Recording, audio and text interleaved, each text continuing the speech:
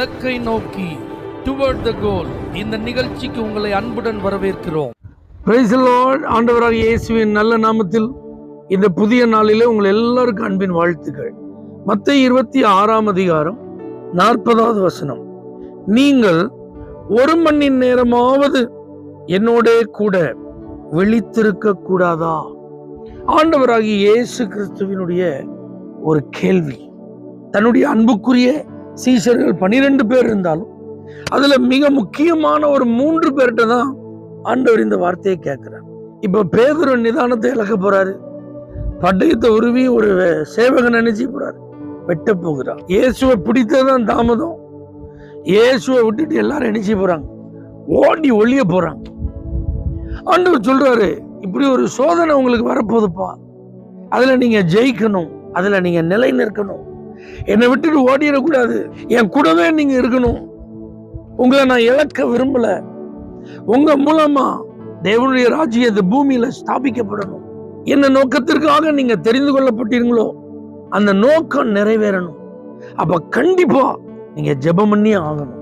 சாத்தான் உங்களை தாக்குறான் அப்படின்னா அதனுடைய நேரடியான அடையாளம் ஜெபமின்மை, ஜெபிப்பதில் ஆர்வம் இல்லாமல் இருப்பது, உங்களுடைய ஜெப வாழ்க்கை பாதிக்கப்படுவது, நீங்க ஜெபிக்க முடியாமல் தடுமாறுவது, உங்க ஜெப நேரத்தை நீங்கள் புறக்கணிப்பது, ஜெபிப்பதற்கு பதிலாக வேறு ஏதாவது ஒரு காரியத்திற்கு முக்கியத்துவம் கொடுப்பது, அல்லது நீங்கள் வழக்கமாக ஜெபிக்கிற இடத்திற்கு போகாமல் இருப்பது, வழக்கமாக எழும்பி ஜெபிக்கிற அந்த ஜெபத்திற்கு சாக்கு போக்கு சொல்லுவது, ஜெப நேரங்களை குறைத்து கொள்வது, இப்படிலாம் உங்க வாழ்க்கையில ஏதாவது அனுபவம் இருக்குன்னா நீங்க நல்லா புரிஞ்சுக்கோங்க, உங்க ஜெப வாழ்க்கை பாதிக்கப்பட்டு இருக்கிறது.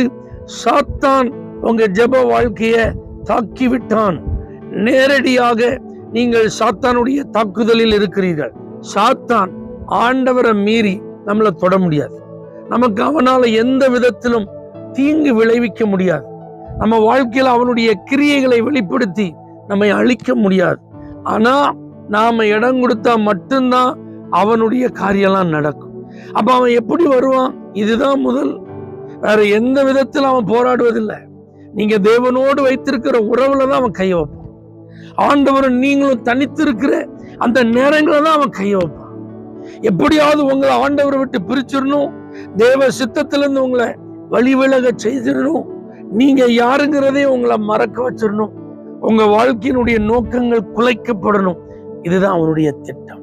ஆகவே ஜெபமின்மை என்கிற குறைவு எனக்கு இருக்குன்னு நீங்க ஒத்துக்கொண்டால் உடனடியாக அதை சரி பண்ணிருங்க. நான் உண்மையிலேயே ஜெப வாழ்க்கையில குறைவா தான் இருக்கிறேன். என்னால முன்பு போல இப்பொழுது ஜெபிக்க முடியல, அதிகமாக விழித்திருக்க முடியல, அதிகமாக காத்திருக்க முடியல, உபவாசம் பண்ணி ஜெபம் பண்ண முடியல, நேரம் எடுத்து தேவ சமூகத்துல ஜெபிக்க முடியலங்கிற ஒரு ஆதங்கம் உங்க மனசுல இருக்குன்னா இன்னைக்கு இயேசு உங்கள்கிட்ட தான் பேசுறார். விழித்திருக்க கூடாதா?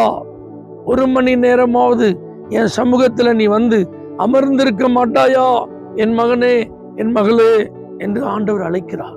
சாத்தான் உன்னை விரட்டி அடிக்க முயற்சி பண்றான், உன் வாழ்க்கையை குலைக்க முயற்சி பண்றான், உனக்கு எதிராக அவன் சதி பண்றான், உன்னுடைய வாழ்க்கையில உன்னை என்னை விட்டு அவன் பிரிக்கிறதுக்கு முயற்சி பண்றான்.